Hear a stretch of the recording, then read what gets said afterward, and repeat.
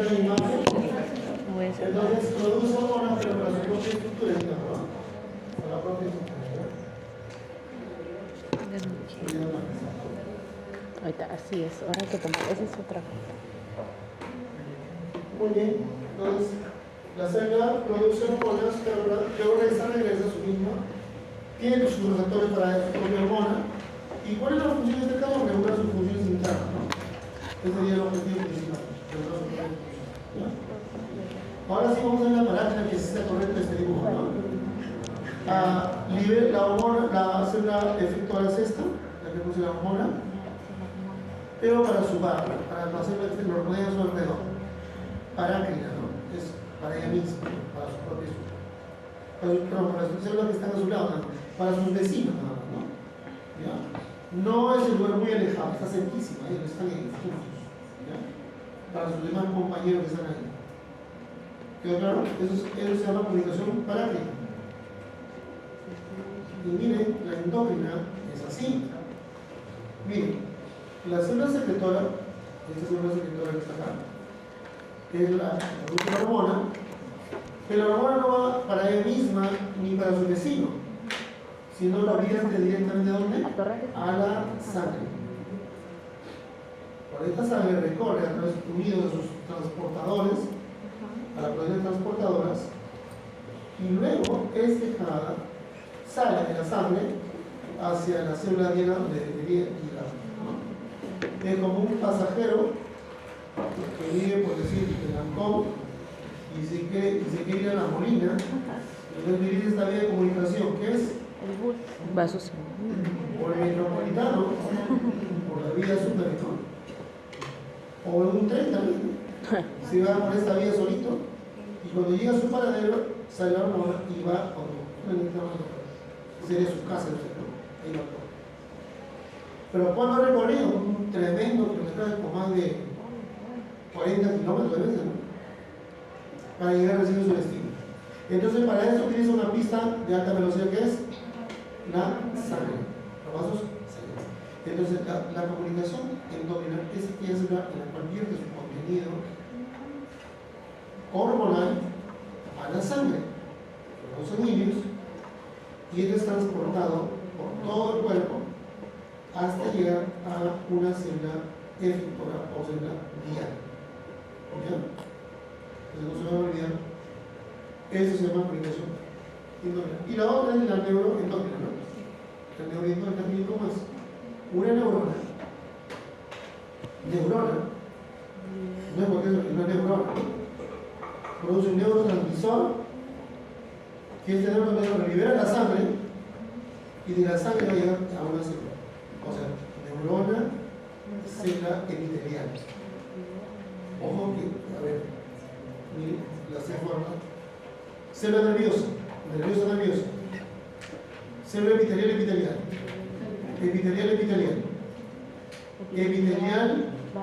vascular, epitelial, neurona, vaso, célula epitelial. Una combinación, ¿no? La neurona, claro, se llama neuroendócrina, neuro de neurona, endócrina de célula epitelial o célula glandular, ¿no? Entonces, una neurona produce, por ejemplo, adrenalina o acetilcolina, vamos a poner, y se va a donde esa acetilcolina, vamos a poner que se va a donde, ya, a un enterocito. Ahí encuentra su enterocito. ¿Enterocito qué es? Célula muscular, una célula muscular del intestino delgado. Vamos a suponer que se libera acá acetilcolina. Se libera acetilcolina, va por la sangre, llega a la célula diana, que es una célula muscular, y esta célula diana, ¿qué hace? Abre su receptor, se une al receptor de acetilcolina, que es un receptor muscarínico, que se llama el receptor de etérica, y apertura los canales al sodio para que este músculo se pueda contraer, ¿no? Y pueda producirse todo el peritonitismo intestinal, ¿no? Entonces, es una comunicación mixta entre una neurona y una célula diana, que no es neurona. Igual el transportador sigue siendo la sangre, ¿ya? La sangre. Entonces son los 4 tipos de comunicación.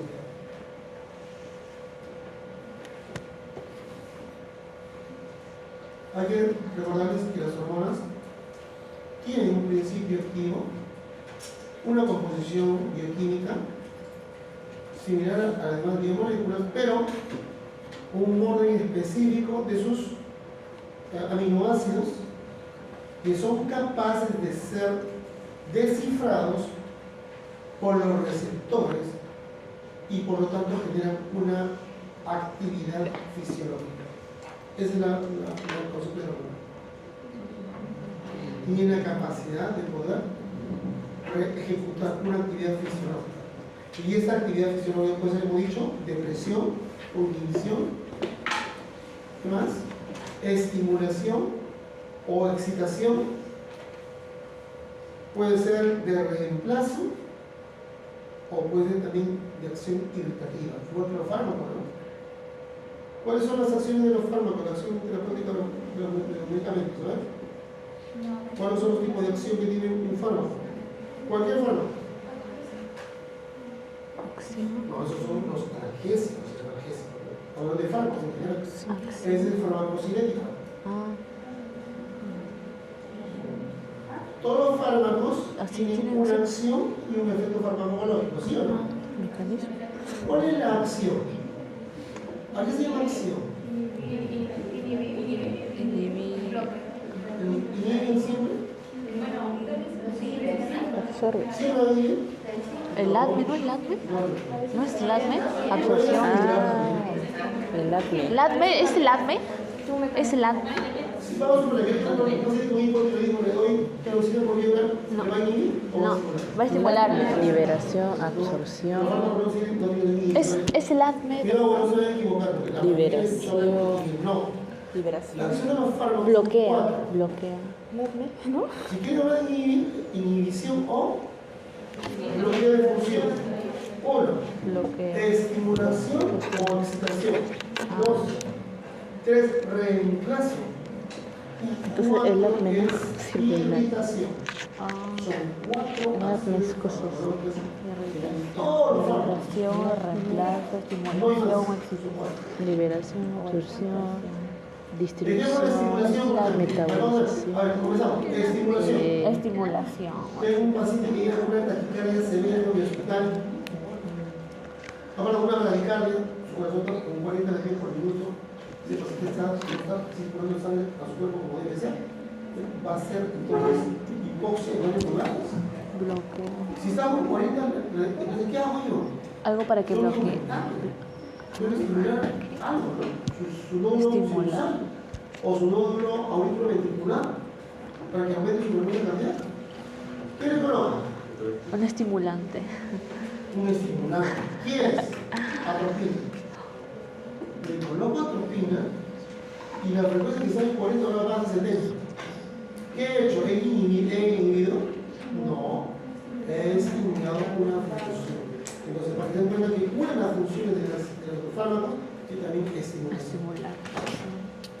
Otro ejemplo, lo contrario, inhibición. Llega un paciente con taquicardia, una frecuencia por decir de 140 por minuto. Si ese corazón sigue trabajando así, ese músculo se va a cansar, se va a agotar y se va a parar, ¿o no? Cuando ustedes le ponen a correr todas vueltas a la universidad, llegan con la lengua afuera acá, ¿no? Se sientan acá, siguen corriendo y ya no. No, ¿qué hacen? Se sientan como que no les da más. ¿Qué están haciendo en ese momento? ¿Qué función? Inhibición. Están inhibiendo su función muscular. Entonces, si un corazón viene con una taquicardia de 140, 150 por minuto, ¿qué tengo que utilizar? ¿Un excitador, un estimulante? No, un inhibidor o un bloqueante. ¿Qué utilizo entonces? Por ejemplo, becaramilo, amiodarona. ¿Y qué hace?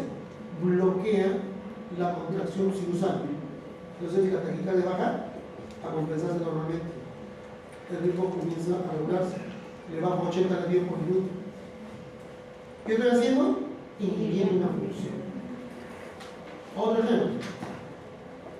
Reemplazo. Paciente que viene al hospital con hipotiroidismo. ¿Qué le tengo que dar si tiene hipotiroidismo? Levotiroxina. Levotiroxina. ¿Qué estoy haciendo? Estoy reemplazando a una hormona que no lo tiene. ¿Qué voy a hacer? Reemplazo. ¿Está bien? La otra función, ¿cuál es?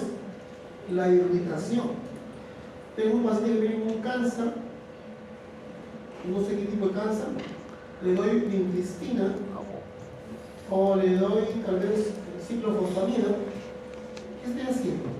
Estoy bloqueando la mitosis de la célula, estoy irritando la función. Entonces, ya no se va a producir. O actúo directamente matando a la bacteria, por ejemplo. Es una función irritativa. ¿Ya? Son 4 entonces las acciones farmacológicas. ¿No lo han hecho en su clase? Sí, tampoco. No me han hablado solamente de inhibición, nada más. Toditos, hermano. Y se han olvidado las 4 más importantes. ¿Profesor enseñado? ¿Qué no lo he enseñado? ¿Qué más a mí? Casi vamos a inhibir. Todo ha sido inhibir. Yo te creo aquí, ¿cómo me dicen? Depende. Solamente nos han enseñado esto, los ¿Cómo está Inés? Inhibidores de la adrenalina. Los Bomba de AINES pro. Ah, no, no sé. eran inhibidores. AINES eran inhibidores. Y los INES eran Estamos inhibidores. bien atrasados. Llevan tercer módulo. No. Y esto es. Ya, y hemos visto entonces acción farmacológica. Y entonces, chicos, las hormonas le pongo un uso fármaco. Farmacocinética era el lado. Porque las hormonas también tienen una función. Van a estimular, van a inhibir, van a irritar o van a reemplazar. ¿Ya? Igual que los fármacos. Funciones de las hormonas. Por eso yo estoy hablando de ese fármaco. Y le pregunto, ¿y cuál es el efecto farmacológico? Efecto. No es lo mismo inhibir. Lo que le acabo de decir es acción farmacológica o efecto farmacológico. Acción. Lo que le acabo de Efecto. decir ¿No es efecto? ¿Es acción o efecto farmacológico? ¿No es efecto? No. Es efecto. Es el efecto. Y la acción también se me ha dicho, ¿o no? ¿Qué? Ya, pero primero le digo, ¿qué cosa es acción farmacológica? El mecanismo de acción. Es LADME. Es LADME. Absorción, distribución. No, ese es en el parto. No quiero nada. A ver, la acción también les he dicho, no sé cómo ustedes. Por ejemplo, le dije yo, un paciente que yo con taquicardia, ¿qué tengo que hacer? Bloquear al nodo sinusal.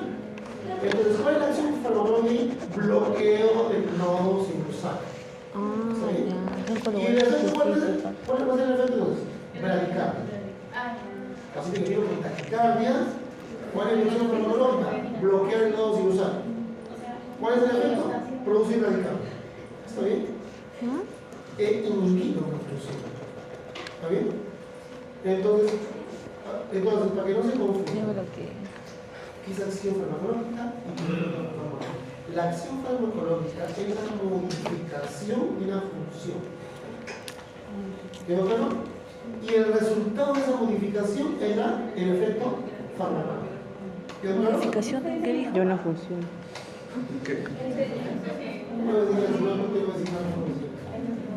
Y el efecto es el efecto del eso. ¿Y qué claro esto bien? Le pregunto entonces ahora, ¿todos los medicamentos tienen acción farmacológica y efecto farmacológico? ¿Sí o no? ¿Sí o no? No. ¿Cómo que no? Hay medicamentos que pueden tener efecto farmacológico, pero no acción farmacológica. Los placebos, muy bien, está muy bien. Sí, ya pasó, ya. Muy bien, ¿ah? Está tirando. Los placebos, a ver, yo le pregunto, le doy un poco de almidón a mi paciente, una paciente de almidón. ¿Cómo se llamaban los Se lo come. Había ¿Dónde un tú la fármaco almidón? que era para En mentir, que ningún le has lado. metido uno de los. Pero el efecto cuál es? Bueno, la paciente decía, ¿no? Me duele la cabeza, me duele mi cuerpo, no puedo dormir, y eso, y así, lo cual no es un efecto para que usted tome, y con eso se va a calmar todo. Ay. Y toma la pastilla del almidón, y le calma todo. ¿Tuvo un efecto farmacológico? Sí. ¿Pero tuvo acción farmacológica? No, en ningún lado. ¿Correcto? O sea, no tuvo acción farmacológica, pero sí tuvo un efecto farmacológico. ¿Cómo se llaman esos líquidos? Placebo. Placebo, muy bien. ¿Ah? Entonces ya hay medicamento, ¿verdad? Muy bien, eso bien hecho, ¿no? Ese es puro fármaco. Muy bien, Reyes, ¿no? Te felicito, está muy bien. Está con buen nivel. Bien, ahora entramos a la estructura del programa de la que se acuerdan. Y por acá vamos a ver uno por uno. ¿Ya? La estructura química de las hormonas. ¿De qué están hechas las hormonas? Acá le traemos un poco más amplio que otro cuadrito que vimos, más grande. Las hormonas pueden ser polipeptídicas o protectas. Pueden ser esteroideas, hormonas amínicas o de más y hay algunas derivadas de los ácidos grasos. ¿Ya? De los ácidos grasos. En la otra le faltaba los ácidos grasos fueron de las esteroideas, de las grasas, pero los otros son grasos, ¿no? Ahora vamos a ver cuáles son esas. Son muy bonitas estas. También compatible con su clase de farmacología en el caso. Las hormonas polipeptídicas o proteínicas son derivados de aminoácidos, el conjunto de aminoácidos, que pueden ser cadenas cortas o cadenas grandes. Cuando son cadenas grandes de más de 100 aminoácidos, le llamamos proteínas, pero cuando son menos de 100, le llamamos polipeptídicas. Y estas polipeptídicas pueden ser polipeptídicas o dipeptídicas también, ¿no? Son cadenas cortas o cadenas pequeñas de aminoácidos que se unen entre sí, pero cuya característica principal es que esta unión de aminoácidos está en un orden de tal manera que pueda actuar alterando o afectando el receptor de una célula. Si cambiamos el orden de estos aminoácidos, el receptor no lo va a reconocer. Se va a conocer como una falla de la hormona. Eso se puede decir, por ejemplo, con la insulina. ¿Ya? En la insulina, que es una tira más o menos de 90, casi 90-80 aminoácidos, hay una falla en una de las posiciones de los aminoácidos. ¿No? Por decir, la posición 20 debería estar tirosina y está triptofano. El triptofano está en la otra posición anterior, ¿no? Entonces, esa falla es suficiente para que hay una resistencia a la insulina. La insulina de una calidad genéticamente mal constituida en el cromosoma. Porque quienes van a sintetizar a estas hormonas, ¿quiénes son? ¿Quiénes son? A ver. Las proteínas. ¿Quién va a sintetizar esas hormonas? Proteínas. El retículo endoplasmático glucoso, junto con los glucosomas. Por lo tanto, necesitamos un ARN de transferencia, un ARN mitocondrial, o mitocondrial, perdón, una ARN mensajero. Trabajan así. Necesitan una sustancia que utilice como base principal para la sintetizar de hormonas. El ARN, ¿no? Que sale del ADN del núcleo. ¿No? Una traducción. Necesita una traducción para después luego ocurrir qué cosa. ¿Por qué? ¿Cómo se llama otra etapa de las proteínas? Transcripción, ¿no? Una transcripción. Entonces, las hormonas esteroideas, estas hormonas esteroideas, chicos, ahora sí les voy a decir, miren el famoso ciclopentano, escuchen la palabra pentano, perhidrofenatreno. Pentano, ya sabemos cómo es un metano, ¿no? Es un ciclo de 5 carbonos, pentano. Fenatreno, ¿qué es fenatreno? Es la unión de 3 moléculas de bencenos, 3 bencenos. ¿Ya? 3 bencenos unidos. Por uniones de hidrógeno con el pentano. Un pentano es un ciclo cerrado, es un ciclo pentano perhidrofenatreno. De ese núcleo principal, el pentano ciclo perhidrofenatreno, se forman todas las hormonas esteroideas y ese ciclo pentano. ¿Ya? Las hormonas sexuales, por ejemplo, son formadas los corticoides a partir de este ciclo pentano perhidrofenatreno y son muy liposolubles. Estos son liposolubles. Los primeros son hidrosolubles principalmente, son liposolubles. Por eso su transferencia de una al interior de una célula es muy rápida. Ocurre rápidamente, porque es liposoluble. Las hormonas amínicas o derivados de aminoácidos son solamente un aminoácido que se utiliza, el triptofano, que se utiliza para producir ¿qué cosa? ¿Qué cosa? ¿Ah? Dopamina, ¿no? Se utiliza para producir la dopamina. O para producir ¿qué cosa? serotonina. O para cualquier cosa, melatonina. ¿Ya? La otra es cuál? La tiroidina. Es utiliza cualquier cosa, la tiroxina. Y así es. Entonces, solamente es un aminoácido, ¿no? Ya no son varios aminoácidos, son uno solo nada más. Si no entrarían, si son más de 2 o 3, entrarían a ser polipeptídicos. Y finalmente las hormonas derivadas del ácido graso. ¿Ya? De los ácidos grasos, es decir, ¿de qué estamos hablando? ¿De qué estamos hablando de ácidos grasos? De los fosfolípidos, ¿no? Lípidos fosfolípidos. ¿Habrá alguna sustancia hormona que produzca los ácidos grasos? ¿Las sexuales? ¿Cuál? ¿Las sexuales? Fuerte, fuerte. Las Las sexuales, sexuales. ya puede ser, pero hay otras más. Hay otras más que son más poderosas. Las prostaglandinas. Las prostaglandinas son hormonas inflamatorias, ¿no? Que generan inflamación. ¿Por qué produce inflamación, Sato? ¿Qué hacen? No. Ya, ¿qué tiene la ciclosigana? A ver, una explicación. A nivel del hipotálamo para estimular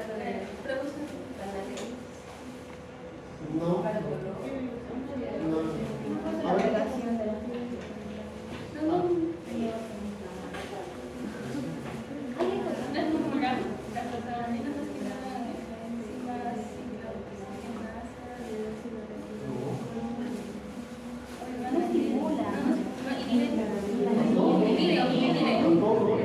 Tampoco. Nada. ¿Y qué produce?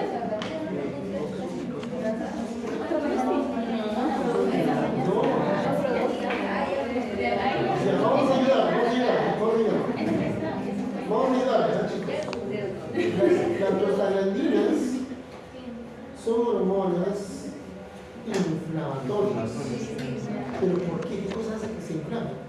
Lo que hacen es, escuchen bien, apertura de canales de magnesio, bloquean canales de sodio en el interior de una determinada estructura celular. Y al ocurrir eso, generan lo más importante, vasodilatación. Vasos, o sea, todos los vasos sanguíneos se dilatan, se anchan. Y al ancharse se abren los poros, y al abrirse los poros, el agua se escapa del intravascular afuera, al extravascular. Se acumulan y entonces aparece un edema, se hincha. Entonces, conclusión, ¿cuál es la acción farmacológica? Son sustancias vasodilatadoras. ¿Quedó claro?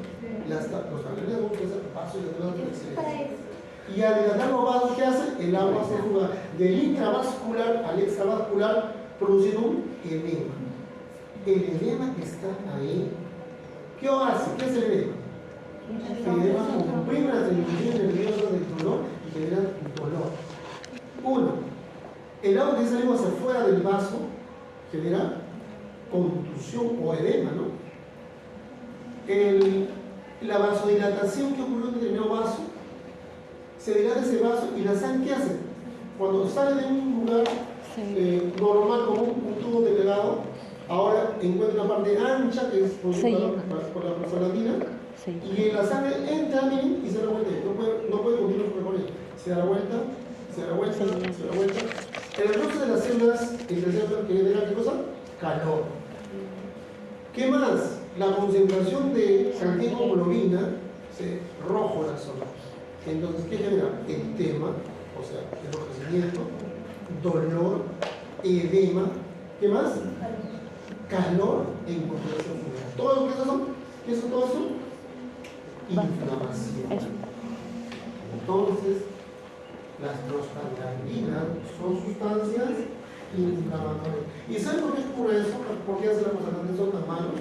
¿Saben o no? Para atrapar a las bacterias en un solo lugar. Liberan agua y pasan hidratación hacia afuera para que las bacterias, el grupo de bacterias estén en un lugar determinado, no circulen en otro lugar, se queden encerrados ahí nada más. Por eso que matizan todo. ¿Y para qué más ocurre la vasodilatación aparte de salir agua? No solamente salir agua. Como aumenta el calibre de los poros, los vasos son fenestrados, o sea, tienen huecos. Son huecos pequeños. Pero esos huequitos cuando se ocurre la vasodilatación por prostaglandinas, también permiten el paso de aquí de los glóbulos blancos, diapedesis, para que las bacterias puedan ser atacadas, ¿no? Por esas células blancas, ¿no? O sea, no se produce con un vasodilatación, se produce cuando una noxa ataca a la persona, ¿no? Puede ser calor, puede ser bacterias, puede ser virus, puede ser un nota traumática, no sé, un cuadro o algo, ¿no? Ese es el objetivo principal de la base. Entonces, las prostaglandinas son vasodilatadoras desde el punto de vista farmacológico. No se van a olvidar. Y son las que causan el dolor, ¿no? Cuando tiene dolor de diente, ¿qué está liberándose? Prostaglandinas. Cuando hay dolor de músculo, ¿qué se libera? Prostaglandinas. O sea, el dolor es generado por prostaglandinas. Por supuesto que la prostaglandina no es el único sustancia vasodilatadora, no es la única. Hay un montón. Por ahí, para hablar del óxido nítrico, también es vasodilatador. Pero no tiene nada que ver con la prostaglandina, es una sustancia aparte, ¿no? Muy aparte. Y utilizamos en un cuarto muy importante también, porque dilatamos el vaso sanguíneo con análisis. Y el trombo que está obstruyendo el vaso de sangre ya se dilata el vaso y pasa la sangre, ¿no? Y viene el líquido. Entonces, los ácidos grasos, un ejemplo de uno de ellos es la prostaglandina.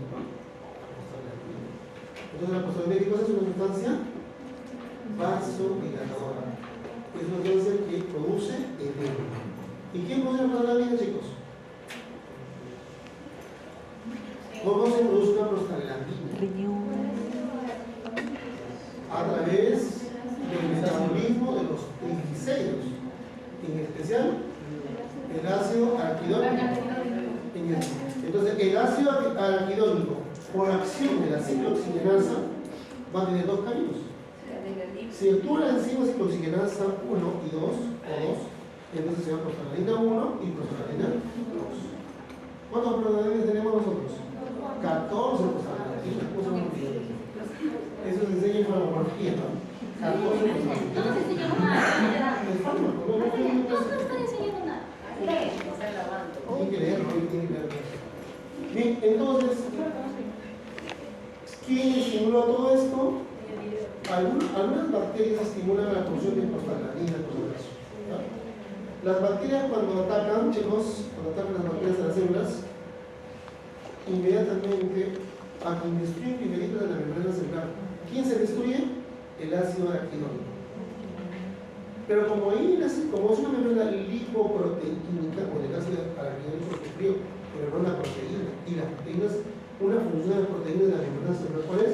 Actuar como enzimas.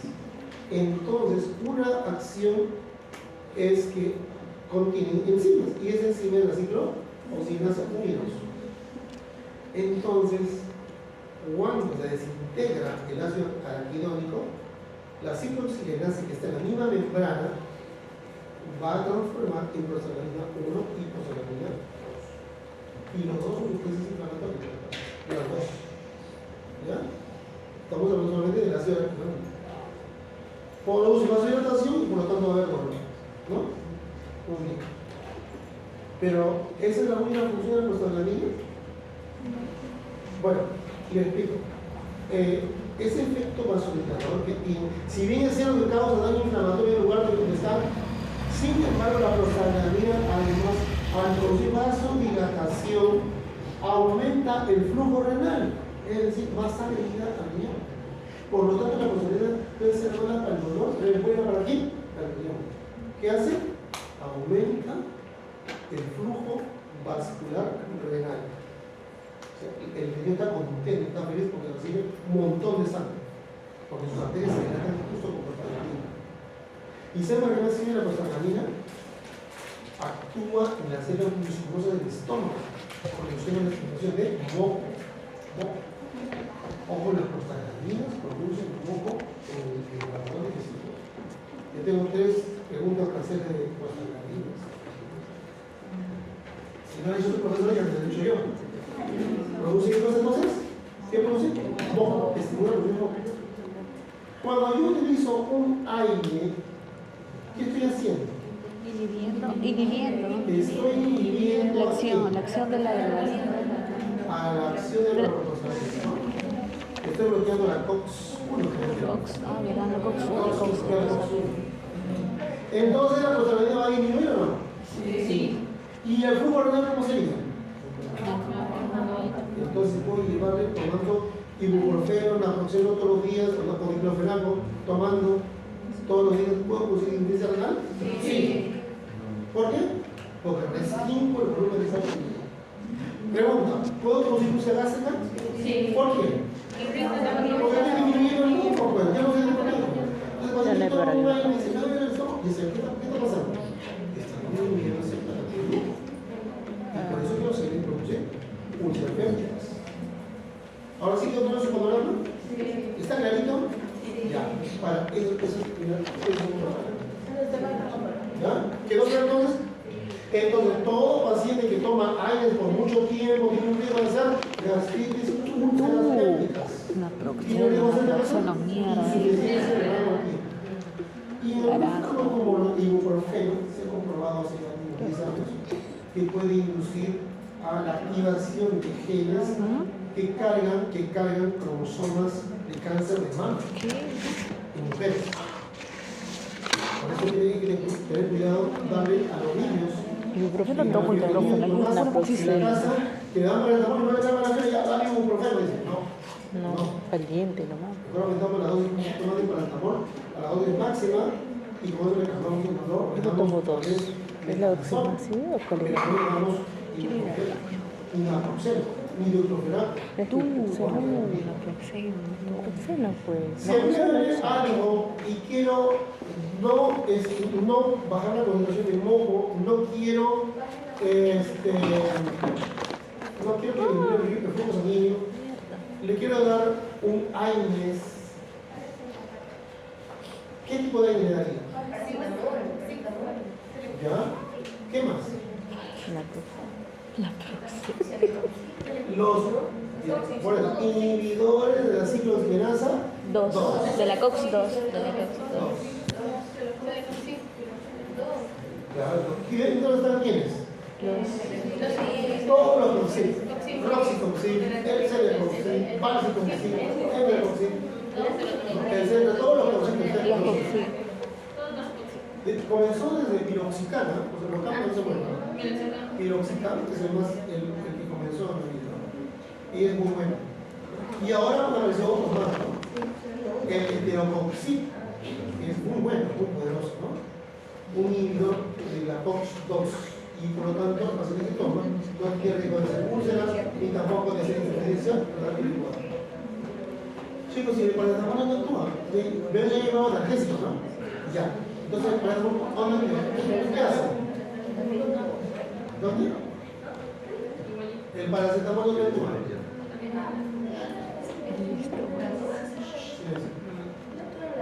Porque en la 1 no tiene tanta actividad Y no actúa. Tampoco ya, la ciclooxigenasa 3. Y el producto de ciclooxigenasa 3, el sistema nervioso. No se me va a olvidar. Entonces, el paracetamol actúa en el sistema nervioso inhibiendo la ciclooxigenasa 3. Y ahí ¿quedó claro? ¿Quedó? Cuidado, ¿no? No sé si igual el prednisone. Entonces, para terminar esta parte de prostaglandinas, existen dos tipos de analgésicos. Analgésicos, llamados de tipo local o AINES, y los analgésicos de tipo central, ¿no? O sea, aquellos que tienen el mismo centro de control del dolor en el cerebro, ¿no? Se llama analgésico. ¿Y quién estuvo ahí? Tramadol. ¿Qué más? Metamizol, 2. Paracetamol, 3.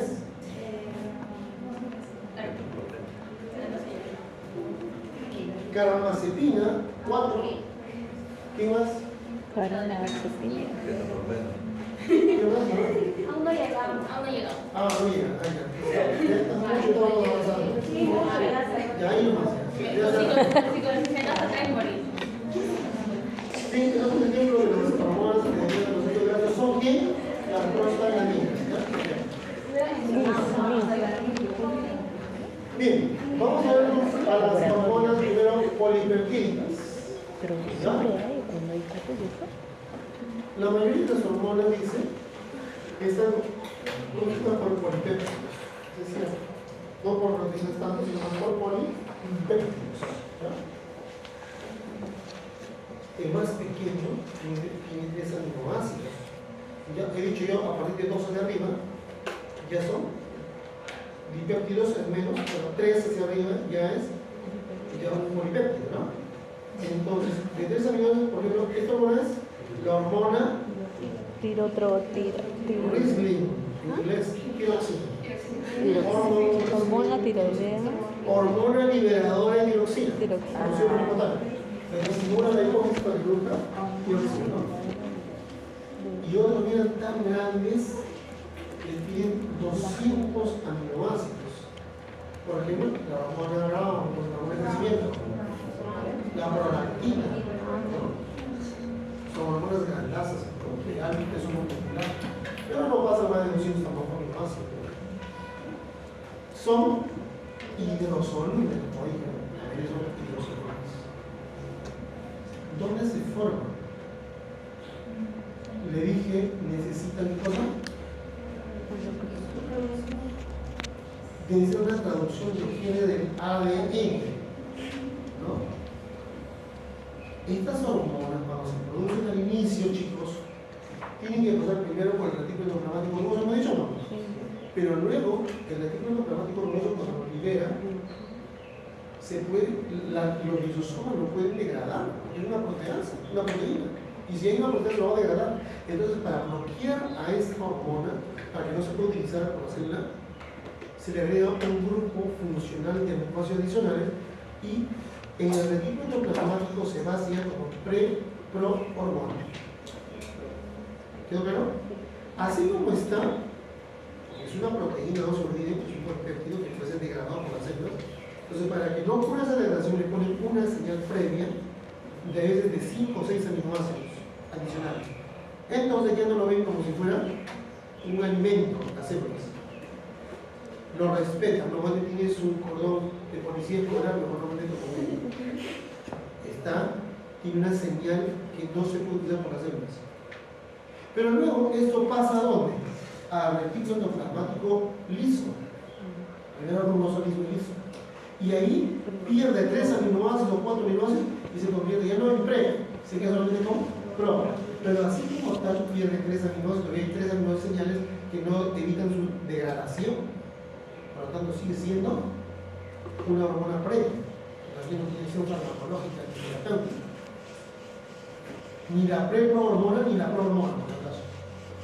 Una vez que ya llega al aparato de Golgi, se le quita 3 aminoácidos más y se convierte en hormona activa. Antes que se metabolice por el lisosoma del citoplasma, se va a englobar en forma de cuerpos proteínicos y son eliminados en vesículas lisosomiales en forma de ¿qué?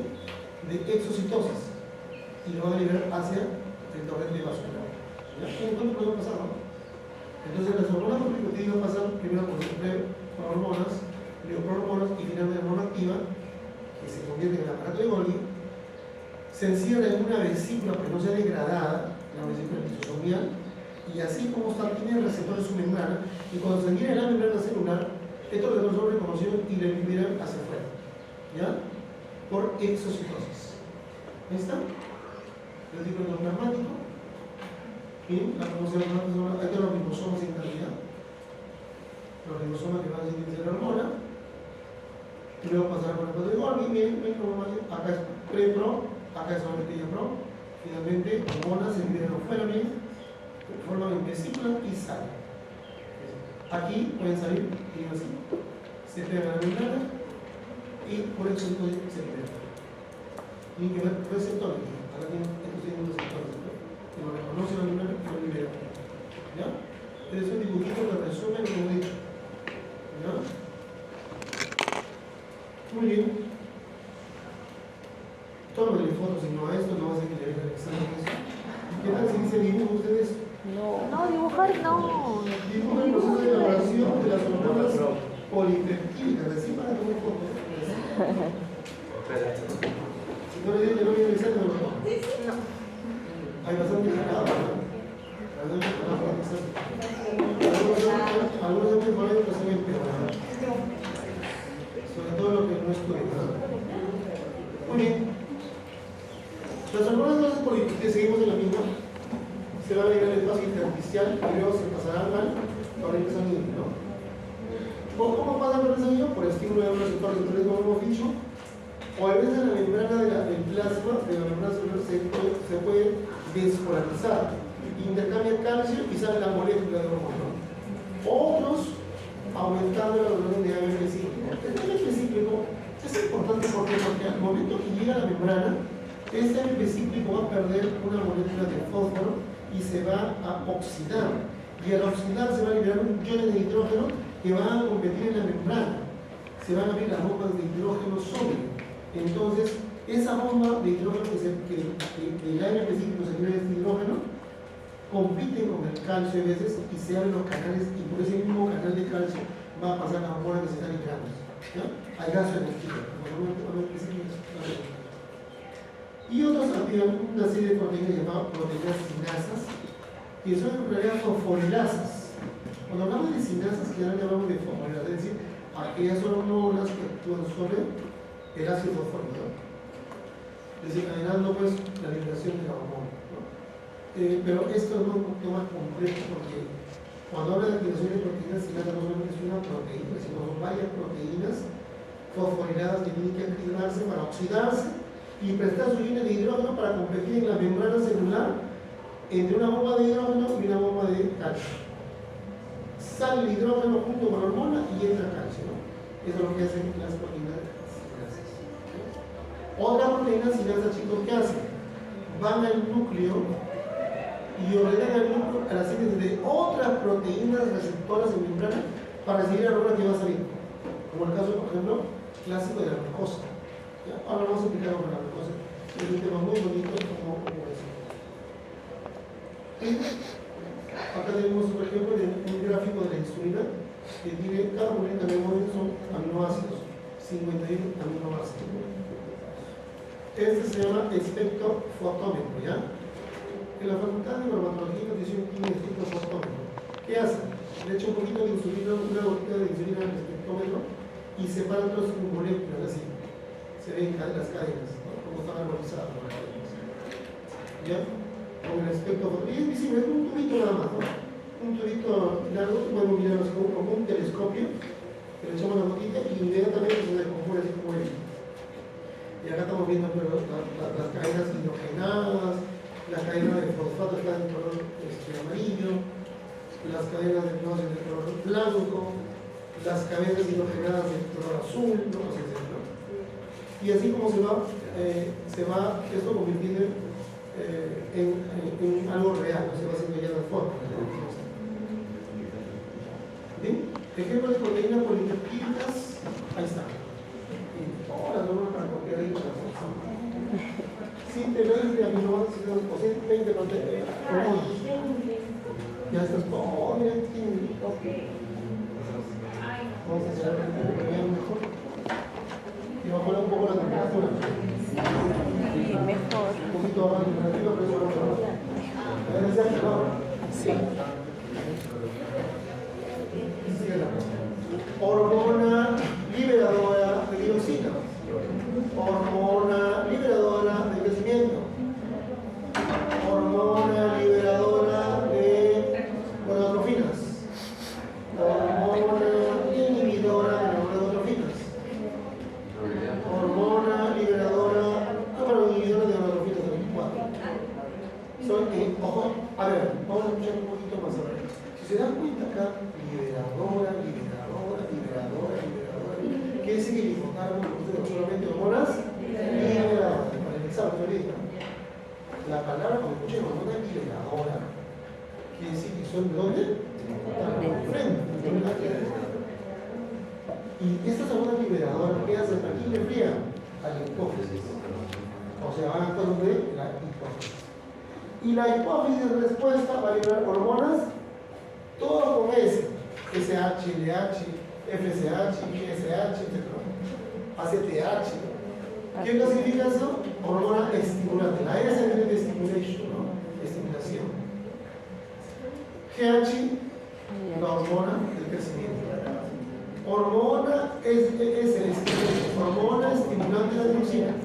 4G y RA. Es la hormona adrenocorticotrópica o ACTH. Hormona estimulante de la corteza suprarrenal. FSH, hormona estimulante, la S del folículo de Graf. Hormona luminizante, 4G NH RH. ya en la neurihipófisis, después de que la neurihipófisis no produce hormonas, solamente un receptáculo, como la vesícula biliar, ¿se acuerdan? Que produce bilis es el hígado. Acá también quien produce la hormona oxitocina y la hormona antibiótica no es la neurihipófisis, es el hipotálamo. A través del núcleo supraventricular o paraventricular y supraóptico liberan esas dos hormonas, la hormona antibiótica y la hormona oxitocina. Pero se almacenan ¿dónde? En el órgano. Se almacena. Pregunta para pensar. Se almacena. La neurohipófisis no produce hormonas. Es un receptáculo. Solo recepción de quién? Del hipotálamo. Muy bien. Otra hormona más, la tiroides, que produce calcitonina. No lo hemos puesto acá la tiroxina, ¿visto? A pesar que la tiroides, la tiroides produce tirosina, no lo hemos puesto porque eso no es una hormona. Si no es un tipo de hormona, aminoácido, ¿no? Solamente es un aminoácido tirosina. Por eso no está acá. La paratiroides produce la paratormona, páncreas, insulina, glucagón, riñón, renina, eritropoyetina, el corazón, el factor natriurético auricular, ¿no? Que está en inglés. Factor con pH, factor, ¿no? Nacho auricular. Estómago, gastrina, intestino delgado, secretina, colecistocinina, páncreas, Placenta. somatostatina, dientes, ¿qué hormona? Placenta. ¿Qué hormona es esto? HC. Hormona individual de gastrina, ¿no? Ya están, esos son los ejemplos del primer grupo de hormonas que estamos estudiando. Muy bien, nos pasamos al segundo grupo de hormonas, que es las hormonas esteroideas. ¿De dónde vienen, chicos? ¿De dónde vienen las hormonas? Ciclo, pentano, hidro. ¿Qué? ¿Qué nombre? Hidrofenantreno. Este ciclopentano hidrofenantreno se encuentra dentro de lo que es el colesterol. Entonces el colesterol no es tan malo. Nos sirve para sintetizar ¿qué cosa? Las hormonas esteroideas. Contiene la materia prima, que es el ciclopentano hidrofenantreno. Y a partir de ese colesterol, entonces generan las hormonas esteroideas. Y hemos dicho esto es la hormona porque es amiga de qué? De ciclo de benceno, ciclo cerrado, exilo de 6 ¿no? 6 carbonos. Entonces, ¿qué cosa es un benceno? Exeíno, dice, ¿no? Exeíno, carbonos, hilo, enlace libre, ¿no? Pero acá debería ser ciclo xenilo, ¿no? Porque este benceno tiene 3 enlaces dobles, ¿se acuerdan? ¿No? 3 enlaces dobles y 3 enlaces simples, ¿no? Cerrado. Y un anillo que es el ciclo pentano o ciclo pentilo. Pentano porque está constituido completamente. Pentilo porque pierde un hidrógeno y pierde todo. Radical cuando pierde un hidrógeno que es hidroxilo, ¿no? Exilo, pero él dijo exilo. Exilo porque pierde un hidrógeno y dice ¿cómo? Pero ahí exilo. Pero este pentano también comparte el hidrógeno, pero se convierte en un radical es hilo o hidrógeno. Eso no se esteroidea, miren, no se almacena. Y lo que les dije antes, son más rápidas, ¿por qué? Liposolubles, son grasas. Nosotros lo primero que nos son hidrosolubles. Bien, no se deben olvidar de esto. Aquí está el ciclo pentano hidrofenantreno. Ay. El fenantreno sería A, B y C, ¿ya? La unión de tres bencenos en esta posición, dos abajo y uno arriba, se llama fenantreno. ¿Ya? Que no es igual que el antraceno, ¿no? El antraceno son tres bencenos pero unidos juntos, en una línea, ¿no? Este es el fenantreno. ¿Ya? Este es el fenantreno. ¿Y esto qué cosa es? El ciclo pentano. El ciclo pentano hidrofenantreno. ¿Ya? Es la base principal del colesterol y la materia prima para las hormonas llamadas, ¿cómo son las hormonas? Esteroideas. Bien, ejemplo de las hormonas, miren que en la corteza suprarrenal tenemos el cortisol y la aldosterona. En los testículos, la testosterona. En el ovario, estrógeno, progesterona, tiene ese mismo núcleo. En la placenta, estrógeno, progesterona y progesterona. En el riñón, o conoce como una corteza suprarrenal, que es una glándula, la glándula suprarrenal, y el riñón, que son cosas diferentes. 1,25 de hidrocolicalciferol, ¿no? Que en realidad vendría a ser una cosa la vitamina D3, ¿no? La vitamina D3,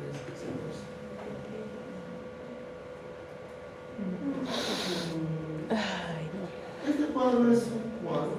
No venía el examen. Solo para que entiendan lo siguiente. ¿Se nota? Pues se nota mucho, ¿no? Más.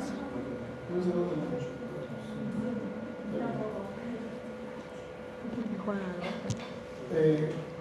Mira, vamos a sacarlo de acá un poquito para ver en otro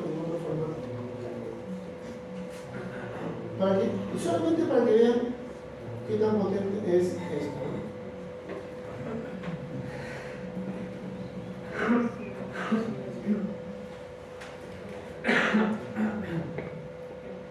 Ojalá, a dormir de gusto.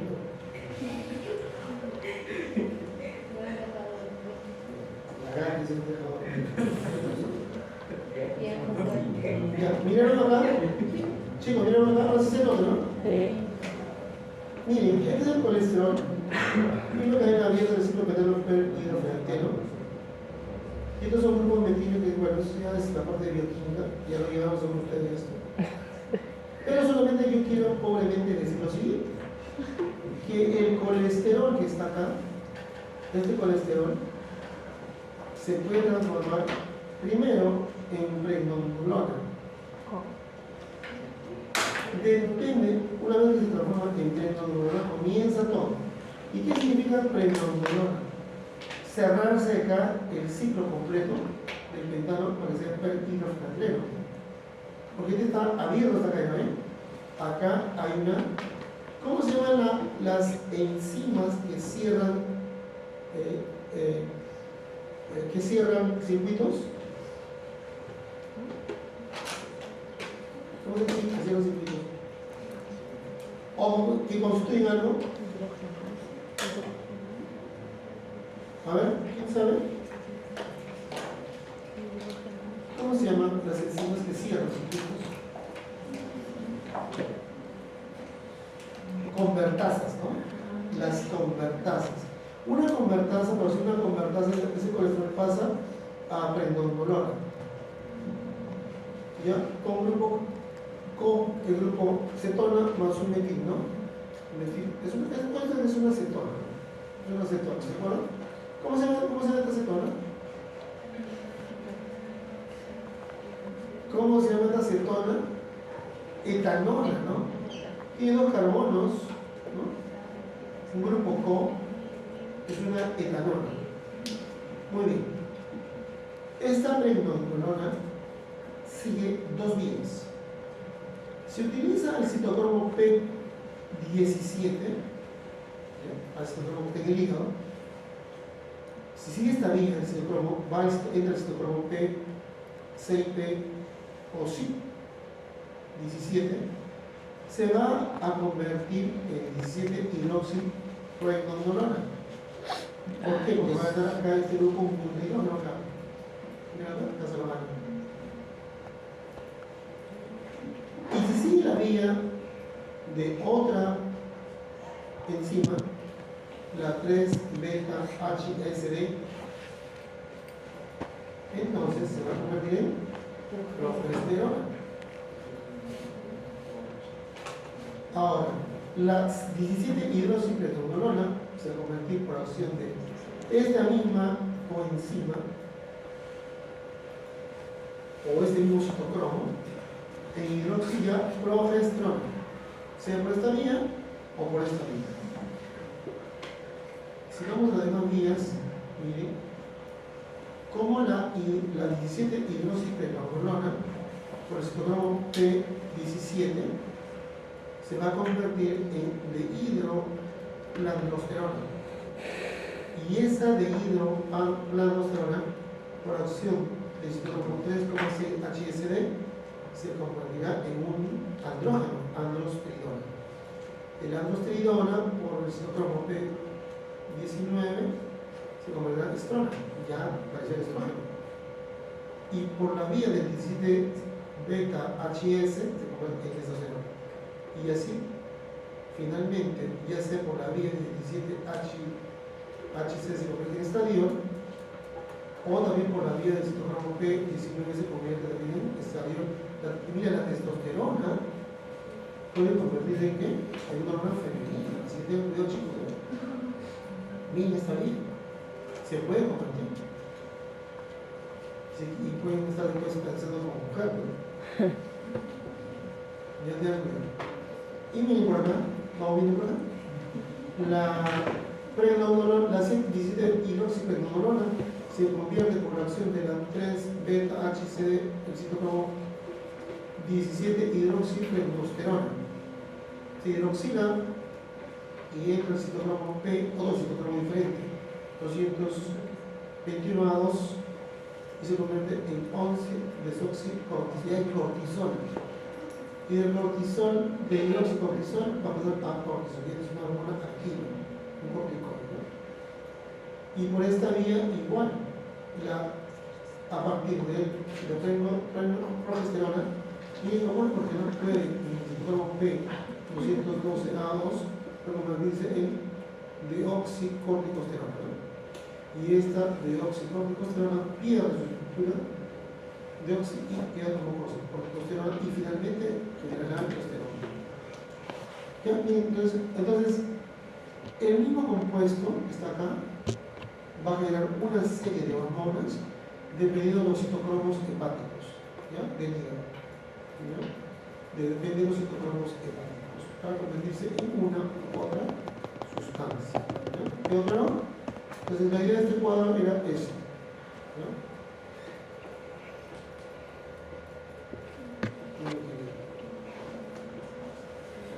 ¿Está bien? ¿Quedó claro? Solamente para mostrarles una más era que a partir del colesterol se puede generar una serie de hormonas sexuales y corticoides, ¿ya? Si no, dependiendo del citocromo que se encuentra. Y ese cuadro significaba eso, no hay más.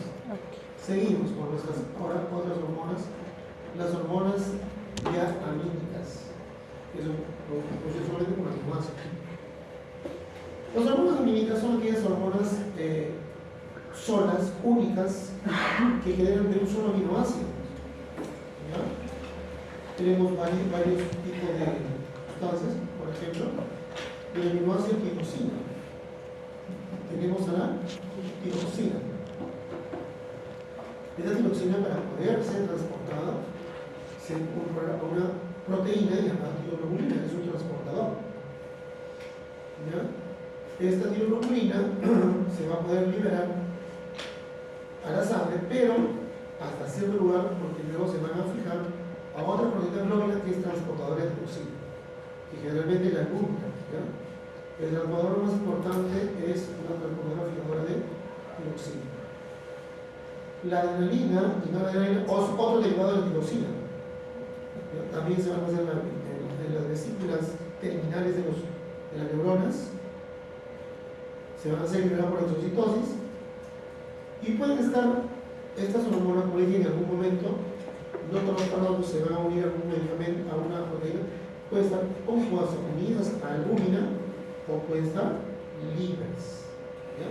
No necesariamente estar unidas. Y otra hormona que deriva de la tirosina es la dopamina. Esta hormona puede ser convertida cuando ya hay en exceso.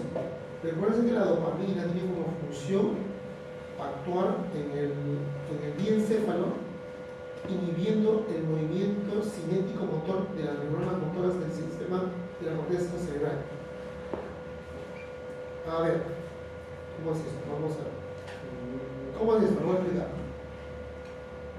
Si alguien me hinca con una aguja en mi mano, esa orden llega de frente con una neurona aferente, va a la zona cortical, y una neurona intermedia o mixta va a interpretar qué es lo que ocurre, porque seguro que les va a controlar el exceso de sodio, ¿no?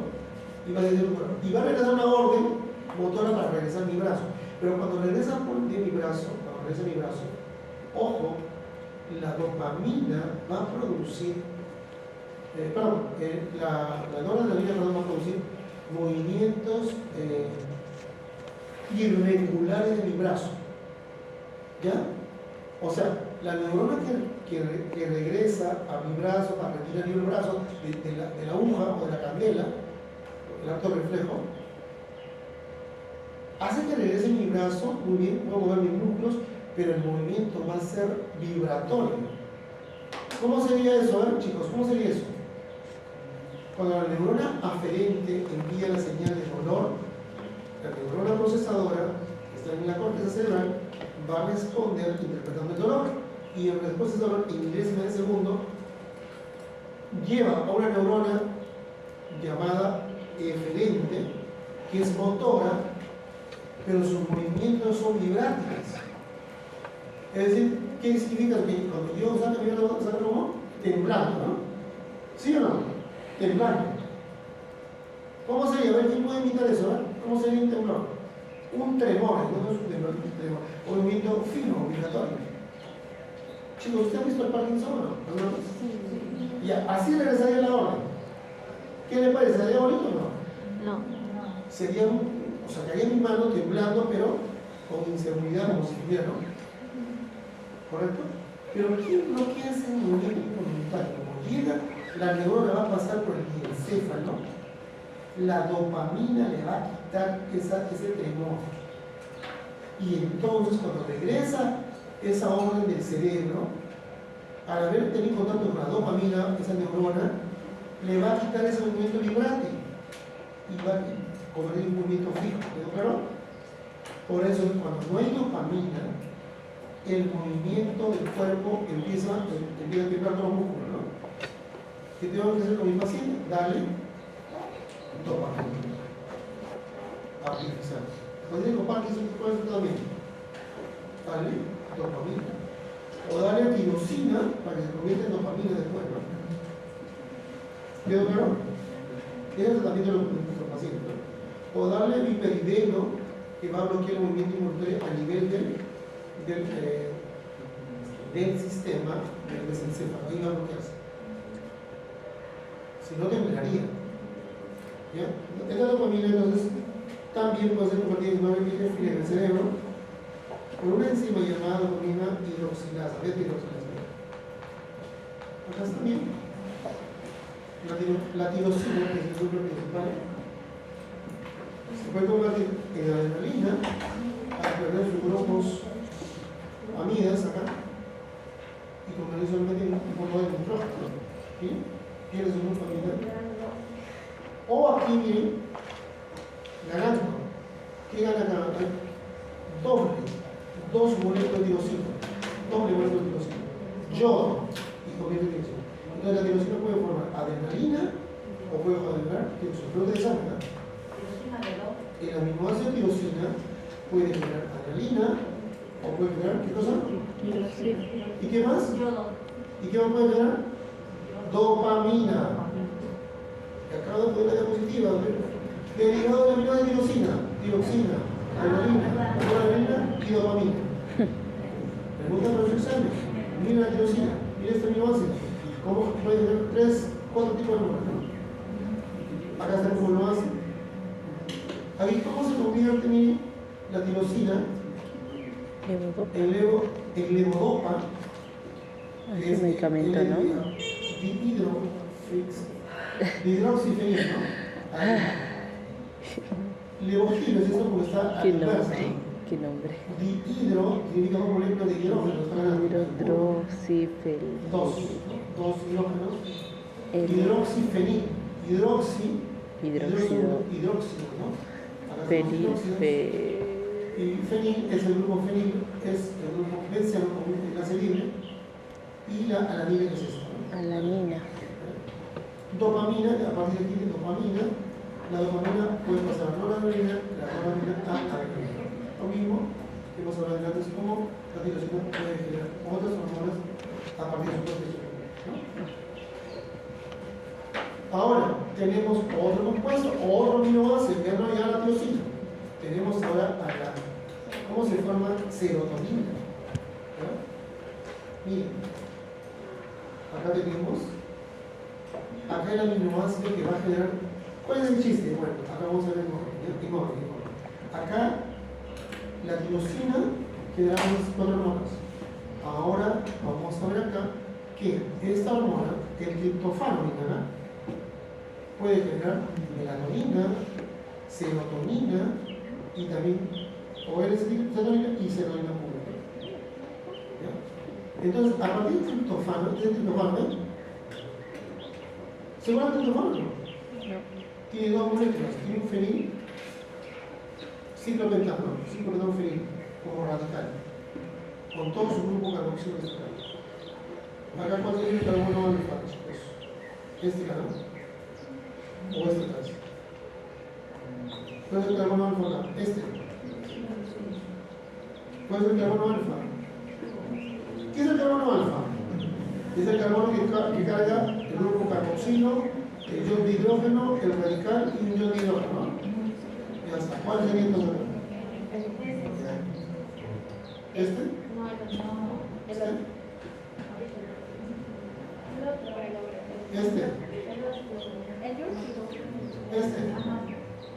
Si es H, no puede ser de su metil. Acá. H, metil. Este es metil oxifenilpentano. Hasta aquí. Metil oxifenilpentano hasta aquí. O pentil. Porque tiene un radical libre. Entonces es el grupo. Ya se olvidaron. Tiene que era, ¿no? Acá es el grupo carboxilo. Acá es el grupo amino. Acá es el grupo carboxilo. El grupo amina. Acá perdí un ion de hidrógeno para dividir a un metil, ¿no? Este es el carbono alfa. Bien, entonces a partir de esta hormona del triptófano, de este aminoácido triptófano, se puede generar melatonina, serotonina, ¿no? Acetilserotonina y finalmente serotonina. Entonces, este es un neurotransmisor importante que viene del triptófano, ¿ya? Esta melatonina es el regulador del sueño, ¿ya? Y las neuronas, sobre todo la glándula epífisis, que ahora vamos a más adelante, ¿qué hace? Tiene cantidad de triptofano. Y ese triptofano tiene, chicos, en la epífisis, no en la epífisis, se va a estimular cuando está sin luz. Cuando no hay luz, la luz lo va a estimular.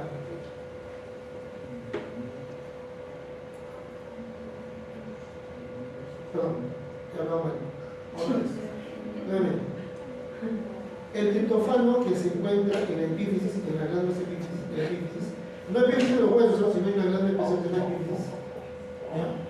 O la glándula pineal, si no quieren hablar de epífisis, glándula pineal, contiene cantidad de triptofano. Cuando hay la presencia de luz, se bloquea la producción de melatonina.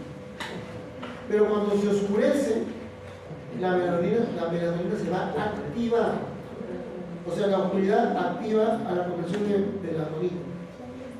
Y esa melatonina al aumentar, escuchen, este es un neurotransmisor. Aparte de ser un transmisor del color de la piel, porque esto, la melatonina es el que hace que se estimule la producción de melanocitos en la piel para oscurecerlo, es el responsable de oscurecer la piel. se deposita en las células basales de la dermis para evitar que la radiación ultravioleta pueda ingresar al tejido celular subcutáneo y modificar algo ahí. Son las que tienen función, pero además, ponte la puerta por favor. Pero además, atiendan por favor. Esta melatonina, cuando libera la glándula líquida, se va a la sangre y en todo el cuerpo se comunica a todas las neuronas, por si acaso llegó la noche, ya está de noche todo. Entonces, ¿cómo se ven las neuronas que son de noche y de día? Por la presencia de melatonina. ¿Cuándo aparece melatonina? Cuando no hay sol. Cuando el sol se oculta, inmediatamente se estimula la producción de melatonina a partir del triptófano. Entonces, el neurotransmisor que nos indica que es de día o de noche, ¿cuál es? El aumento de melatonina dice que es de noche. Entonces, todas las neuronas, cuando por la sangre se va la melatonina, producida por la glándula pineal, entonces las neuronas dicen, es un momento de relajarnos, de sueño. Se bloquean todos los receptores en el sistema nervioso central y la persona entra en un... Solo el sistema reticular se queda prendido con una luz. Lo demás, todas las luces se apagan. Entonces aparece ¿qué cosa? El sueño. La hormona del sueño. ¿Quedó claro? ¿Quedó claro, no? La hormona del sueño. ¿Ya? Pero esta melatonina, ¿de dónde deriva realmente? Del triptófano, pero a partir de la serotonina. Entonces, utilizamos de la serotonina que tiene el triptófano, se produce la serotonina y finalmente melatonina. En ese orden va, así. O sea, el producto final es la melatonina. Cuando empieza a caer ya el sol, la luz, empieza a bajar la luz, empieza a aumentar la síntesis de melatonina para comunicarle a las neuronas que están comenzando ya el atardecer y el anochecer y estamos con la oscuridad de esta. ¿Para qué? Para que las neuronas se preparen para la oscuridad.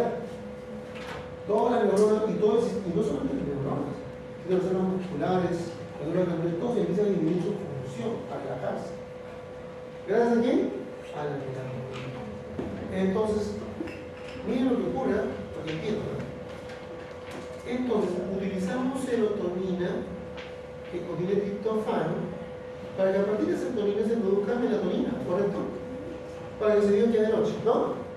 Entonces, ¿qué ocurre con la serotonina? Se va gastando la serotonina, ¿o no? Porque se va gastando la melatonina, ¿o no? ¿Quién se está gastando? La serotonina, el neurotransmisor.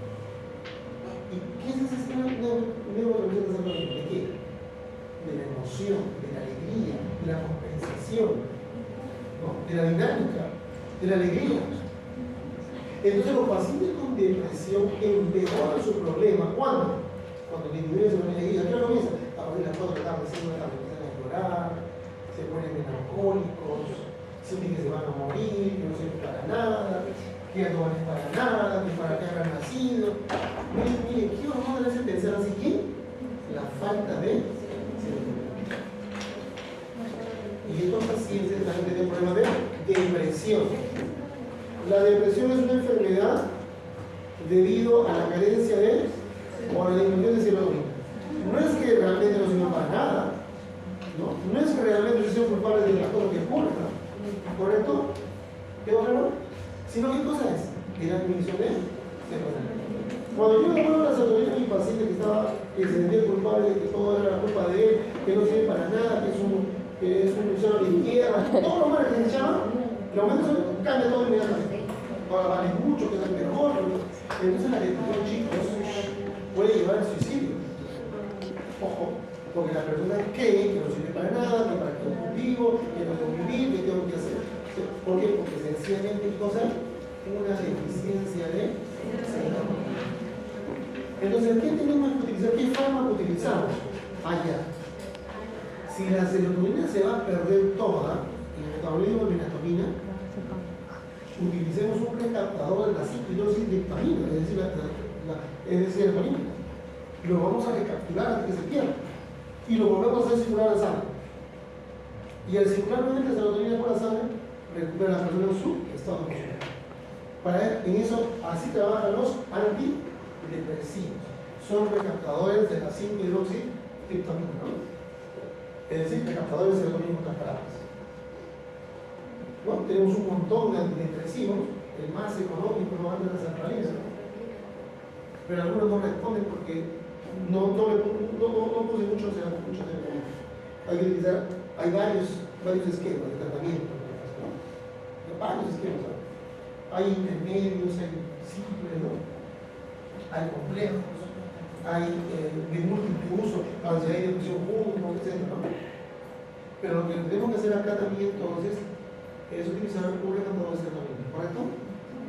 Para que esa persona piense. Entonces una persona que se suicida, ¿atienden, chicos?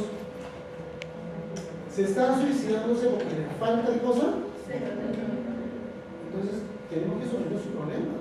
¿Por qué se va a llegar al suicidio? Tenemos que darle cosa un recaptador de serotonina. Y para eso sirven los inhibidores, bueno, para eso sirven los antidepresivos. ¿Ya? ¿Quedó claro? Y hay un montón de antidepresivos. Uno dice, yo tomo esta medicina, no me hace nada. Muy bien, pasamos a segundo esquema, tercer esquema, cuarto esquema. Hay 7 esquemas de antidepresivos por si acaso. Y si la depresión es mayor, ya no funcionan los antidepresivos. Tenemos los antipsicóticos, porque este paciente ya no tiene depresión solo, pero es una neurosis, sino una psicosis depresiva que es diferente. El manejo y el foco antipsicótico y va muy bien. Si persiste que no vale nada, que no sirve para nada, a pesar de la depresión, sigue igual pensando igual, no, esto no tiene un origen de serotonina, tiene un origen ya psiquiátrico. Entonces ya le damos tratamiento para la psicosis depresiva. Y acá le damos ketamina, le damos risperidona, le podemos dar un montón de medicamentos que ustedes lo van a ver según su parte de estudio, para que estudien farmacología en estado psiquiátrico. Hay varios que son buenos. Entonces la ketamina es uno de los mejores. O la desapina que ha salido también, que es muy bueno. Muy bueno. Hay otros más, pero que tienen otros efectos secundarios como la médula ósea y puede producir una anemia grave. Entonces, bueno, yo me he quedado con alguno de ellos.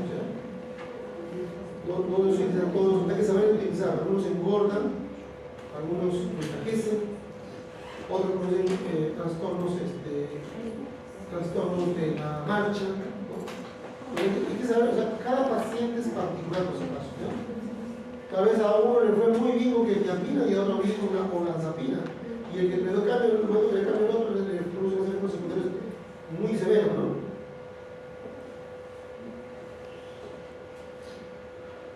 Bien, y así hay otros nuevos que han salido, otros medicamentos nuevos, como el aripiprazol, ¿no? El aripiprazol, que es muy bueno antipsicótico, muy excelente antipsicótico, pero produce alquice, ¿no? Es decir, la persona empieza a caminar de un lado a otro, y uno percibe que está mal grave, está diciendo que en realidad no. Son los efectos secundarios que podemos hacer con otro fármaco, ¿no? Pero es muy bueno, ¿ya? Bien, entonces ya saben por qué en la noche aumenta la depresión, ¿no? En el día es menos la depresión porque no se utiliza serotonina para convertirme en la noche, tenemos bastante serotonina en la mañana. Pero a medida, porque hay luz, pero a medida que va pasando la tarde, por las 4 de la tarde, comienza la depresión. La tristeza, ¿no? ¿Ya? Y a algunos inclusive en el día, por si acaso. Por eso que los antidepresivos deben tomarse ¿qué hora más o menos, chicos? No, pero la noche está fregado, pues ya está bien. A partir del mediodía, 2 de la tarde, 4 de la tarde, 2 de la tarde. Para que vaya jugando durante toda la noche, ¿no? Recapte la serotonina que se va a perder. ¿Ya? Empieza. Si le doy con está fregado, ya mejor no le doy, porque está pensando mal. Tal vez sucede a las 7:30. Entonces, no. Le doy a partir ya de las 2. Si tiene una muy intenso, le doy a la noche incluso, ¿no? Para que me siga recaptando durante el día también. A pesar que hay algo que sí aumente más la captación de esa. Por eso disminuye entonces la depresión. Como me vuelvo a repetir, un montón de medicamentos antidepresivos, ¿eh? O sea, si no funciona uno, no significa que no funciona nada, no, pero hay varios. Incluso algunos que inducen al sueño. No son somníferos que inducen al sueño. La paciente se relaja, aumenta su serotonina y cuando amanece, pero feliz, feliz. Ya el sentimiento de culpa desaparece, la idea de suicidio desaparece, todo. ¿Ya? Entonces hay que observar bien siempre nuestro paciente. Bien. Otro grupo de hormonas, ya último, el último grupo, los hormonas que derivan de los ácidos grasos, de los ácidos grasos. Miren, acá tenemos la prostaglandina, ¿no? F2 alfa, su fórmula, es decir, un icosaeno, ¿no? Si se ponen seguro tenemos su curso de biología, ¿no? O bioquímica, ¿no? ¿Llevaron química ustedes?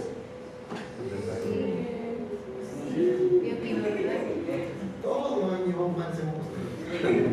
Pobre profesor de escucharía. Bien, dentro de este grupo tenemos a los prostaglandinos, ¿ya? Que son los psicosanoides, familia de los icosanoides, ¿no? Que son de los ácidos grasos. Miren chicos, ¿por qué se ve así? ¿Por qué está abierto así? ¿Qué es esto? En realidad son cadenas, ¿cómo le digo a ustedes en química orgánica? En química orgánica, ¿no? Este es un hidrocarburo, ahí está. Estas cadenas son hidrocarburos. ¿Qué significa eso? Carbono, oxígeno, hidrógeno, y por eso se llama hidrocarburo. Esta es otra cadena. Aquí está esa cadena de hidrocarburo, pero termina en un grupo OOH, que es un ácido orgánico, ¿no? Con radicales oxidrilos en grupo pentano. ¿Ya? Esta es una cadena que estamos viendo acá. Esta cadena que estamos viendo acá. Este es un alqueno, ¿no? Que tiene que ser doble. ¿Y cuántos carbonos tiene? 1, 2, 3, 4, 5, 6, 7. 7 carbonos. ¿Qué es? 7 más 8, 9, 10, 11, 12, 13, 14, 15, 16 carbonos. ¿Qué será? ¿Qué será? El ácido palmitoico, ¿no? El ácido palmitoico como un grupo hidroxipentano. El ácido hidroxipentanoico, ¿no? Hidroxipentanoico, 1, 2, 3, 4, 5, hidroxilo, ¿no? Bien, es un ácido graso poliinsaturados. ¿Por qué le llamamos poliinsaturados, chicos? Saturados llamamos cuando el grupo de hidrocarbonos tiene solamente enlaces simples, está saturado. Pero cuando le ponemos el ácido doble llamamos insaturados en un alqueno, ¿no? Alquenos. ¿Está bien? Por eso se llaman poliinsaturados. Principalmente dice el derivado del ácido araquidónico, ¿no?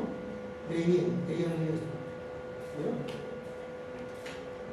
En la membrana celular hay cantidad de ácidos grasos, ¿no? Hay triglicéridos en cantidad, es decir, unidos a fosfato, o sea, fosfolípidos en otras palabras. O sea, son triglicéridos pero que se unen a fosfato y por eso se llaman, ¿cómo se llama eso? Fosfolípidos. Entonces, un fosfolípido es el ácido graso, pero hay unos fosfolípidos, otro tipo más de ácido graso. Curso de biología. A ver, dígame 2 ejemplos de ácidos grasos de la membrana celular. O 2 fosfolípidos más, aparte de ácido graso. A ver.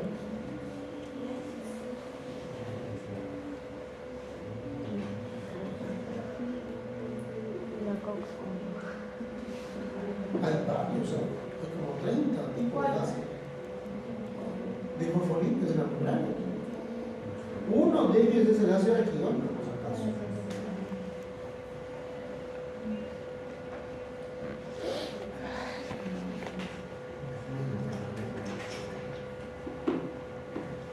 Le voy a dar trabajo, porque si no se puede, ¿no?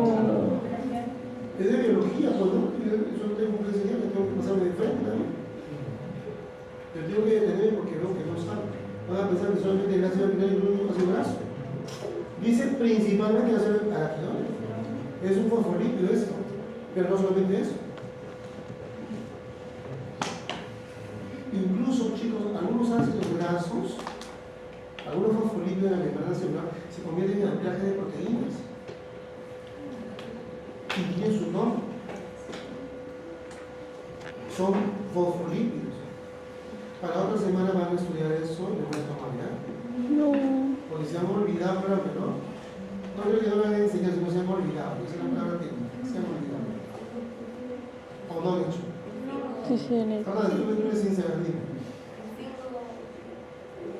¿Fingolípidos? ¿Fingolípidos? No, eso no es un ácido. Es una clasificación de las grasas. Sí, pero no es. Igual que los cerebrócidos, igual que las ceramidas, ¿no? Todas son clasificaciones de grasa, ¿no? Pero no es un ácido graso. Yo estoy hablando de un ácido graso, es decir, de un fosfolípido en lugar. Parecido a otro ejemplo de ácido lípido. O sea, estoy hablando de fosfolípidos, no de cerebrócidos, no de otro tipo de grasa, ¿no? Solamente, ni tampoco triglicéridos, sino fosfolípidos de plural. Uno de ellos es el ácido lípido. Sí lo han hecho seguro. Sí, sí, sí. Y si no leen su librito de biología, ¿no? Hay un libro de biología muy bonito, ¿no? Biología molecular, ¿de quién es? ¿De quién? Hans. De Cristian. Cristian Grau. Flaquito, chiquito, nomás, pero es.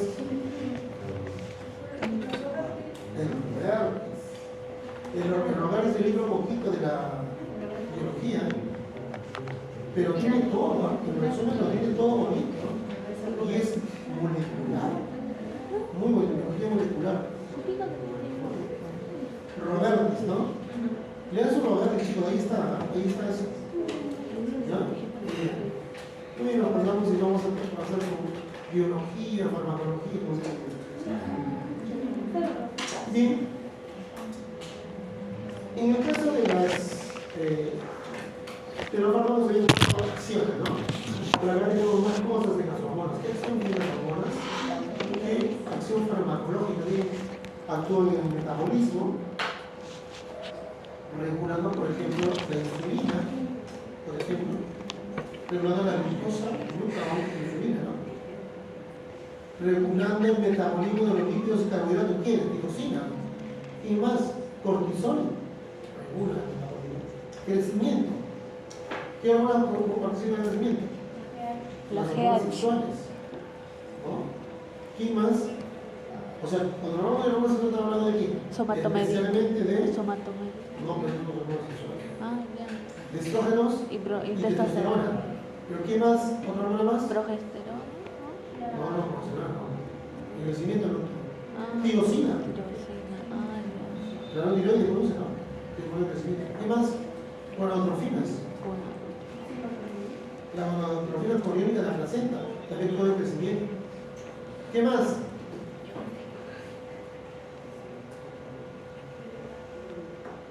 La hormona estimulante del crecimiento, ¿no? ¿Qué más? ¿Qué hormona de crecimiento más hay? ¿Cómo se llama la hormona de crecimiento? Me dijeron por ahí. GH. La GH. LH, GH, ¿no? Bien, en el desarrollo, es decir, en la maduración, no se confunda crecimiento con desarrollo. Crecimiento significa el aumento del número de células. Desarrollo es la maduración de las células. Ahí sí. ¿Quién participa en el desarrollo de las células? El hipotálamo, la hipófisis. ¿Ya? Por todos los hormonas que producen. En el equilibrio hidroelectrolítico, ¿quién participa? ¿Qué hormonas? Aldosterona, ¿no? Cortisol, mineralocorticoides. ¿Quién más? La hormona antidiurética, aldosterona. Miren, ¿cuántas participan en el equilibrio hidroelectrolítico? En la reproducción, ustedes mismos son. A ver. Estrógenos. Testosterona. Testosterona. ¿Quién más de la reproducción participa? No, los estrógenos bloquean, amigo. En el comportamiento, ¿qué hormonas participan? Yo les he dicho, la pena, la tristeza, ¿quién participa? Serotonina. La alegría, adrenalina, dopamina. ¿Qué más? Oxitocina. La oxitocina. Oxitocina, muy bien. ¿En qué comportamiento actúa? No La sé. oxitocina da gran Eyección. afecto, aumenta el afecto. Entre las parejas y entre madre y niño. ¿Ya? Tú y tu novio. Durante la gestación, La inyección de la leche, la salida de la leche. cuando nace el bebé, la oxitocina aumenta 3 veces más. Pero como un preparto, pero aparte, Contracción. mantiene Sí, la es el amor. unión entre el niño y la madre. ¿Y por qué la mamá no Cuando lo una quiere? madre rechaza a su hijo, Ajá. lo que hay que pensar es que tiene deficiencia de Oxitocina. Eso lo puedo tener yo. los varones y las mujeres que no llegan al clima, o sea, tienen su vida sexual y buscan un hombre, otro hombre, otro hombre, o un hombre que busca varias mujeres porque no se satisface sexualmente, tanto hombre como mujer, Viste como una mujer. tiene problema de oxitocina, no se lo olvida. Oh. ¿Ya? Yo es. ¿Cómo se llama esa conducta? Todavía no encuentro. ¿Ah? ¿Qué A ver, dijo? ¿cómo se llama esa conducta? ¿Qué? ¿Conducta? Cuando la mujer no se satisface sexualmente con una persona, con otra persona. Oxitocina. Fuerte, ninfomanía. Ninfomanía. Ah, eso no es cuando le gusta mucho. La ninfomanía, por acaso, es una patología psiquiátrica, psicológica, Cuando le gusta mucho. que necesita manejarlo con oxitocina y va muy bien, y algunos antipsicóticos, y disminuye el masoquismo igual, ¿no? De violencia sexual, Y si ¿no? tiene masoquismo. Algunos violadores cuando violan a su pareja, no lo violan solamente, no satisfacen su satisfacción sexual, la verdad no solamente eso, sino no terminaron con su satisfacción. ¿Qué hacen? Matan o destrozan o despellejan, lo changan con Eso es piedra, extremo. y recién se satisfacen. ¿Cómo se llama eso? Masoquismo. Masoquismo. O sea, es un comportamiento normal. ¿Eso podemos bloquearlo? Sí, que le quitamos dopamina, sobre todo bajamos la dopamina en cantidad, y eso se lo arregla, por si acaso. ¿Ya? Entonces, miren, ¿cómo las hormonas pueden actuar también en el comportamiento?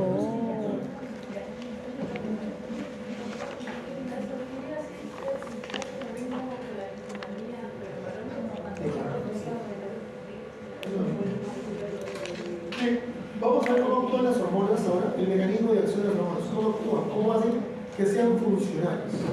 Primero, tenemos que tener, hemos dicho, un receptor de hormonas. ¿Ya? Estos receptores de hormonas, una vez que reciben la hormona, escuchen bien, una célula, una célula llamada diana, donde va a actuar la hormona definida, va a tener varios tipos de acción. Uno, miren, va a transmitir señales dentro de la célula. Una vez que el receptor es estimulado por la hormona, inmediatamente en el interior del citoplasma se van a generar moléculas que se llaman señalizaciones intracelulares. O se va a preparar una molécula que se llama mecanismo de segundo mensajero. Ojo, en el citoplasma, ahí van a surgir estas proteínas. Cuando la hormona llega al receptor, escuchen bien, el receptor responde de dos maneras. O produce moléculas intracelulares que se llaman señalización intracelular, o producen una serie de moléculas llamadas mecanismos de segundo mensajero. ¿No? Muy bien. ¿Qué son los receptores hormonales? ¿Qué son los receptores hormonales? Esas proteínas de membrana son proteínas muy grandes, ¿no? Pesan entre 2000 y 100.000 kilodaltons. Entre 2000 a 100.000 kilodaltons por cada membrana, ¿no? Por cada membrana. Pueden haber variaciones de proteínas en la membrana. El paciente puede tener un receptor solamente para una hormona, o puede tener hasta 100.000 receptores en su cuerpo. A ver, le voy a dar un ejemplo. Si yo ahorita en el salón le digo a alguien que empieza a barrer todo el salón y levanta polvo, la mayoría va a hacer un estornudo. ¿Qué va a ocurrir? El polvo llega a la nariz, se libera histamina, la histamina aumenta la porción del moco, y la persona quedará con su moco, y como hay moco y polvo, va a estornudar inmediatamente. La mayoría lo va a hacer así. Otros no estornudarán, y otros estornudarán 1, 2, 3, 4, hasta 100 veces. Oh, alergia. Tu caso, No puedo salir de Ah, mañana. ya. Esa era la cosa. Me sorprende un montón, ¿no? ¿Has visto? ¿No? Sí. Su casa. Ya, muy bien. La pregunta es, ¿por qué una persona ni siquiera pasa por desapercibido el polvo? Otro estornudo normalmente y otro exagero. ¿Qué pasó? Uno captó más. ¿El otro es más débil que el otro? No. Membrana. ¿Se trata de quién? El receptor. De receptores. Muy Y débil. más receptores tenga una célula, el efecto va a ser mayor. Tiene pocos receptores. Menos va a ser Muchos el receptores. efecto. Yo sí estornudo, pero moderadamente. Pues. ¿Quedó claro? No, pues tampoco ya Y estornudar este fuerte. receptor, A veces 3 veces estornudo. en primer lugar, depende genéticamente. Vaya. Segundo lugar, el Y estilo. todavía me dice, Si yo se estoy acordó. sometido a estimular de forma continua a cólera, Se acordó. entonces van a haber más receptores receptores preliminares, ¿no? Le estimulo más, bueno, ¿ya? Entonces, cada receptor de hormonas es específico para una hormona. Un receptor no puede ser compartido por varias hormonas, no, es específico para una. La hormona es como si fuera una llave y el receptor fuera como un candado. Su llave es exacto, tiene que ser para que cabe. Si no es, si le falta un aminoácido o tiene una forma inadecuada la proteína, no se va a obtener. Y nunca va a estimular la célula proteína. Tiene que ser exactamente como la cerradura de una llave y una llave, ambos, ¿ya? Para que pueda haber una acción farmacológica, un efecto en todo caso hormonal.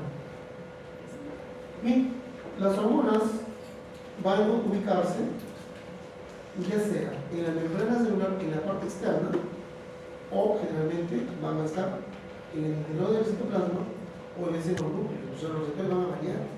Por lo tanto, vamos a encontrar los receptores en el núcleo, en la membrana, perdón, receptores en el citoplasma y receptores en núcleos. Ejemplo, sobre la superficie de la membrana celular, las hormonas proteínicas y las catecolaminas. Catecolaminas son adrenalina, noradrenalina, histamina y dopamina. Eso se llama catecolamina.